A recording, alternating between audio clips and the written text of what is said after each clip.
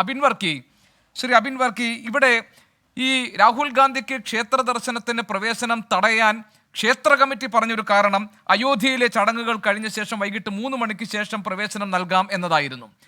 വേണമെങ്കിൽ ഈ അയോധ്യയിലെ രാമക്ഷേത്രത്തിലെ പ്രാണപ്രതിഷ്ഠാ ചടങ്ങ് ദേശീയ ശ്രദ്ധ ആകർഷിക്കുകയും മാധ്യമങ്ങൾ വലിയ രീതിയിൽ അതിന് പ്രചാരം കൊടുക്കുകയും ഇത് ഹൈന്ദവ ധർമ്മത്തിൻ്റെ പുനഃസ്ഥാപനമാണ് എന്ന് ഉദ്ഘോഷിക്കപ്പെടുകയും ലോകത്തെല്ലായിടത്തുമുള്ള തീർത്ഥാടക വിനോദസഞ്ചാരികൾക്ക് വന്നെത്തിച്ചേരാൻ കഴിയുന്ന ഒരു വലിയ ഇടമായി ഇത് മാറുന്നു എന്നൊക്കെയുള്ള അഭിപ്രായങ്ങളൊക്കെ ഉയർന്നു വരികയും ഒക്കെ ചെയ്യുമ്പോൾ ഈ ശ്രദ്ധയിൽ നിന്ന് മാറിപ്പോകാൻ ഇടയുണ്ട്. രാഹുൽ ഗാന്ധിയെ പോലെയുള്ള ആൾ ക്ഷേത്രപ്രവേശനം നടത്തുമ്പോൾ അതും ഒരു പ്രതിഷേധമായി വ്യാഖ്യാനിക്കപ്പെടും എന്നൊക്കെ കരുതി കൂട്ടിയുള്ള നീക്കമായിരുന്നു ഹിമന്ത ബിശ്വ ശർമ്മ സർക്കാരിൻ്റേത്. അദ്ദേഹം എക്സിൽ കുറിച്ചിരിക്കുന്നത് ഈ സംഭവങ്ങൾക്കൊക്കെ ശേഷം ചിലർ ചോദിച്ചിരിക്കുന്നു, എന്തുകൊണ്ടാണ് രാഹുൽ ഗാന്ധിയെ ക്ഷേത്രത്തിൽ പ്രവേശിക്കുന്നതിന് തടഞ്ഞത്? അത് ഒരു ആരാധനാ സ്വാതന്ത്ര്യത്തിന് മേലുള്ള ഒരു നിയന്ത്രണമല്ലേ എന്നൊക്കെ ചോദിക്കുമ്പോൾ ഹിമന്ത ബിശ്വ ശർമ്മ പറയുന്നത് രാമരാജ്യം എന്നാണ്.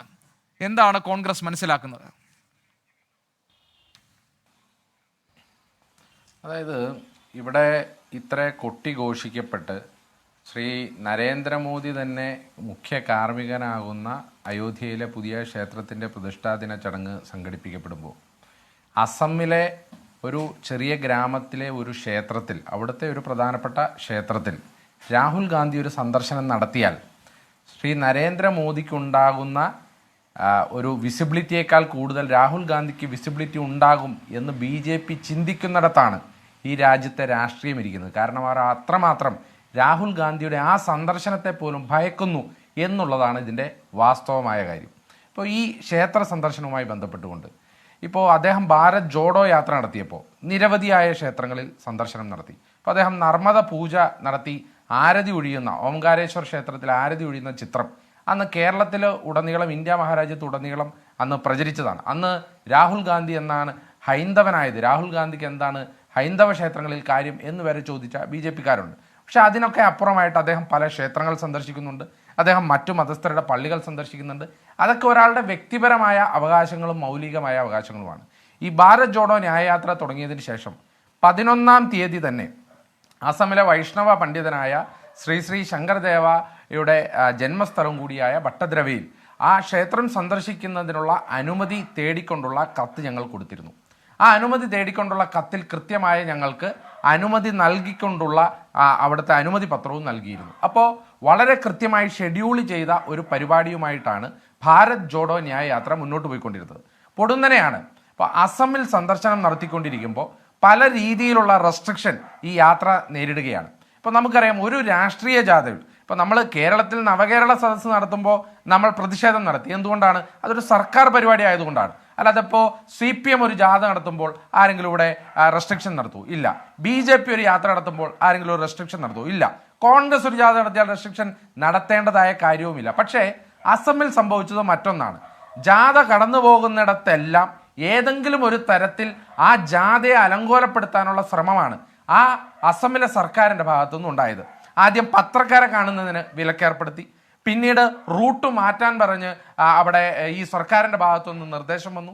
അതുപോലെ തന്നെ ഈ ജാഥ കടന്നു പോകുന്നിടത്ത് BJPക്കാര് കൂടി നിന്നുകൊണ്ട് രാഹുൽ ഗാന്ധിക്ക് എതിരായിട്ടുള്ള മുദ്രാവാക്യം വിളിക്കുകയും വലിയ സ്പീക്കർ, വലിയ ആംപ്ലിഫൈ ചെയ്തുള്ള സ്പീക്കർ വെച്ചുകൊണ്ട് BJPയെ പുകഴ്ത്തിക്കുന്നത്, നരേന്ദ്രമോദിയെ പുകഴ്ത്തി രാഹുൽ ഗാന്ധിയെ ഇകഴ്ത്തിക്കൊണ്ടുള്ള വലിയ ഗാനങ്ങളും പ്രസംഗങ്ങളും ഈ ജാഥ കടന്നു പോകുന്ന വഴിയുടെ തൊട്ടരികിൽ അത് നടത്തുവാനുള്ള സ്വാതന്ത്ര്യം പോലും ഈ സർക്കാർ കൊടുത്തു. അപ്പോൾ അങ്ങനെയാണ് ഇന്നലെ ഈ ജാഥ നടക്കുന്നിടത്ത് ഒരു കൂട്ടം ആളുകൾ ഈ ബസ്സിനെ ആക്രമിക്കാൻ വന്നപ്പോഴാണ് രാഹുൽ ഗാന്ധി തന്നെ നേരിട്ടിറങ്ങുന്ന സാഹചര്യം ഉണ്ടായത്. അപ്പോഴാണ് അനുമതി കിട്ടിയിരുന്ന ഒരു ക്ഷേത്രത്തിൽ സന്ദർശനം നടത്തുമെന്ന് ഉറപ്പുണ്ടായിട്ടും ക്ഷേത്ര കമ്മിറ്റി എല്ലാവിധമായിട്ടുള്ള അവിടെ സാഹചര്യങ്ങൾ ഒരുക്കിയിട്ടും അസമിൻ്റെ മുഖ്യമന്ത്രി നേരത്തെ കൂട്ടി പ്രസ്താവിക്കുകയാണ് 22-ാം തീയതി രാഹുൽ ഗാന്ധി ഒരു ക്ഷേത്രവും സന്ദർശിക്കാൻ പോകുന്നില്ല, അയാളെ ഒരു ക്ഷേത്രത്തിലും സന്ദർശനം നടത്താൻ ഞങ്ങൾ അനുവദിക്കില്ല.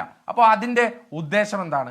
22-ാം തീയതി ഈ ക്ഷേത്രത്തിൽ സന്ദർശനം നടത്തുമെന്ന് കാലയെ കൂട്ടി അനുമതിയും മേടിച്ച് ഞങ്ങൾ റിക്വസ്റ്റും കൊടുത്ത് എല്ലാവിധ പ്രൊസീജിയറും പൂർത്തീകരിച്ചിട്ട് അസം മുഖ്യമന്ത്രി നേരിട്ടിടപെട്ട് ആ അനുമതി എങ്ങനെ നിഷേധിക്കാൻ പറ്റും എന്നുള്ളതിൽ അദ്ദേഹം ചിന്തിച്ചു എന്നതിൽ മാത്രമല്ല ഗവൺമെന്റിന്റെ ഭാഗത്തു നിന്ന് വലിയ രീതിയിലുള്ള പ്രഷർ ഉണ്ടായി. ഇപ്പൊ ഗോപികൃഷ്ണൻ ഇതിൽ പ്രധാനപ്പെട്ട ചോദ്യം എന്താ?